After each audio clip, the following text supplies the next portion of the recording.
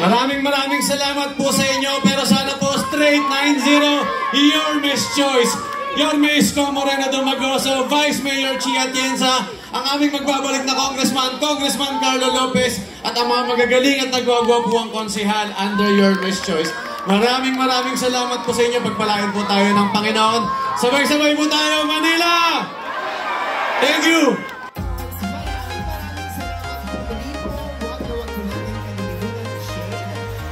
Number 11 sa hanay po ng mga konsihal.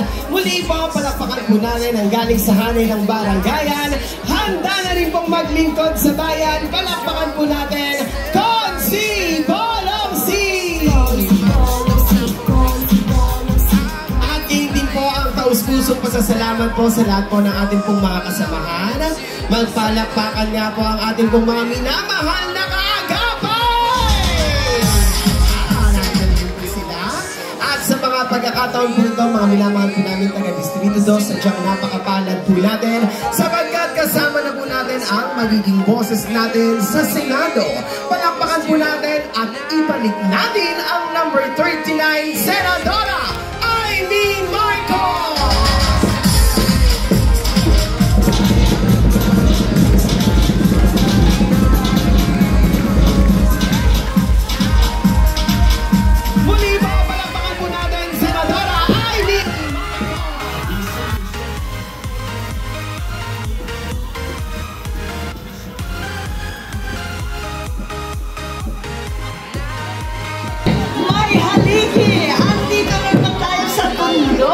Tuwan-tuwa ako makapiling kayong lahat.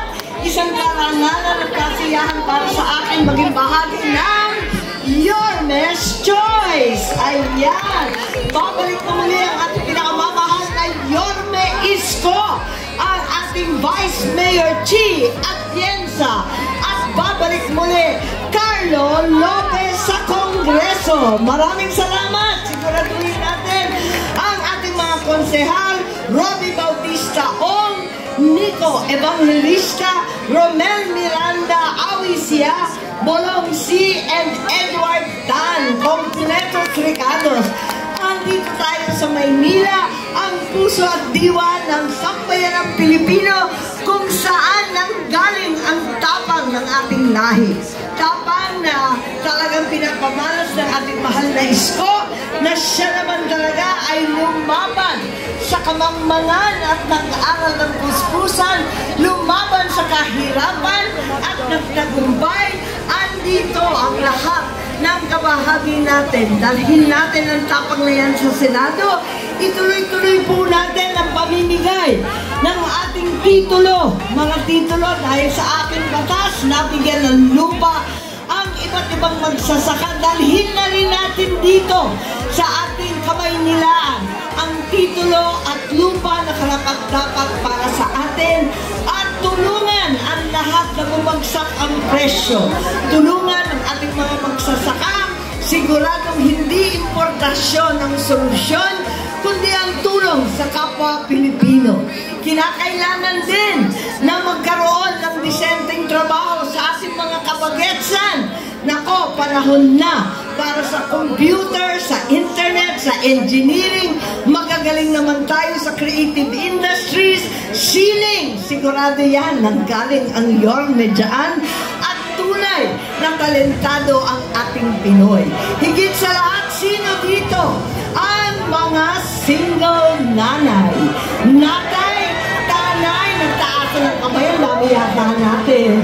Present lahat. Tulungan natin ang ating mga single nanay pagkat napakangarap na nila sa trabaho, iisa at walang sustento.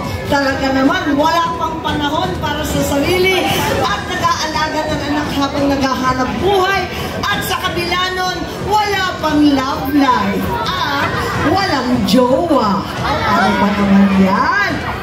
Bakit kayo pumapalakpak sa walang jowa? Happy tigang kayo talaga. Bakit hindi? At sino rin ang ating mga senior citizens? Nako, itaas ang mga kamay. Talaga naman. Meron na tayong social stipend para sa pinakamahihirap. 1,000 ang tinatanggap kada buwan para sa gamot, pagkain at lahat. Ngunit sana palawakin pa natin yan para sakot na rin. Ang ating mga PWD, bigyan na rin natin. Pantawid sweldo. Kung may pantawid pamilya, may pantawid sweldo rin. Ang taas-taas ng bilihin ngayon. Masyadong mataas ang presyo, kaya tulong-tulong po tayo. Siguraduhin natin, sino naman ang nakarinig na ng Centenarians Act? Yung aabot ng 100 taon, pero iilan lang naman yun. Kaya pinalawak na natin po. At ngayon, 80 anyos, 85, 1995, tatanggap na rin ng regalo sa gobyerno. Dagdagan natin yan para ipamalas ang pagmamahal natin sa ating mga lola and lola na nag-aruga sa atin. Ayan, tulungan po natin lahat yan. Higit sa lahat, kung mahal mabuhay, mas lalong mahal magkasakit. Ako po. Kaya, yung mga ospital na itinatag ng nanay ko, na Philippine Heart Center, Kidney Center, ang Lung Center, ang Children's Center, gumawa rin tayo ng ospital na ganyan dito sa lungsod ng Maynila para napakadali na lamang at hindi nahirap. Sana maging zero balance pa. Kung talagang mahirap magkasakit, mahal mabuhay, mas lalong luho na mamatay. Pambihira naman talagang sitwasyon natin. Nag-iiyakan na, nagluluksa na ang ating mga kaibigan at kababayan kapag namatayan na problema pa kung paano maglilibing. Kaya gawin na natin ang libreng libing para sa mahihirap. Tama po ba? Nako, marami pa tayong trabaho talaga. Ngunit para sa akin, deserve natin ito. Deserve natin ang the service sa bagong City Hall. Deserve natin ang the service sa Senado. Kaya wag ninyong kalimutan, sulit senador, 39 pesos only. Wag ninyong kalimutan, please. Ay may solusyon. Ano man ang problema, numero 39 sa balota. Ay may Marcos po. Maraming salamat. Mabuhay si Yorme. Mabuhay ang makasaysayan lungsod ng Maynila. Mabuhay ang Distrito 2. Maraming salamat.